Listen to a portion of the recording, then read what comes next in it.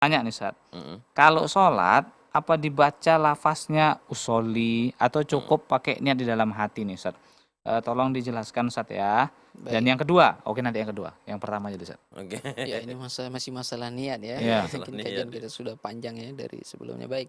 Mengenai niat, yang jelas mahalluha al-qalb ya. Tempat niat itu ada di dalam hati, dan Yes. yang sesuai tuntunan Rasulullah ya, tentu ketika kita memasang niat itu sebelum melaksanakan sholat ya. Bahkan ketika kita sudah berazam dari rumah ya, kemudian melangkahkan kaki ke masjid, tentu kita itu sudah memasang niat ya, Mm-mm. tanpa harus menyebutkan usolli kan begitu. Bahkan Iya.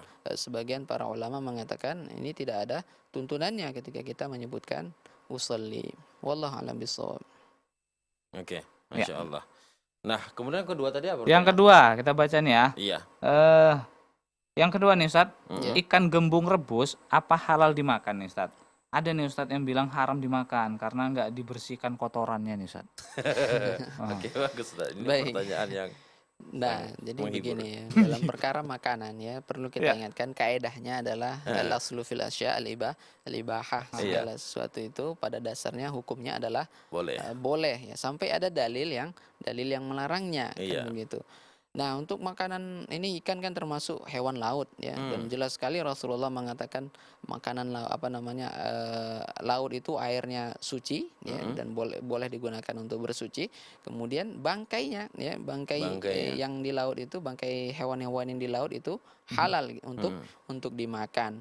Nah, bahkan kotoran ikan ya itu bukan termasuk najis begitu. Iya. Hanya saja mungkin ya sifatnya kotor kan begitu. Betul. Jarang orang memakan kotorannya. Bahkan bagi yang tidak jijik dengan kotorannya tersebut, Allah alam bisawab, maka tidak mengapa gitu kalau tidak Betul.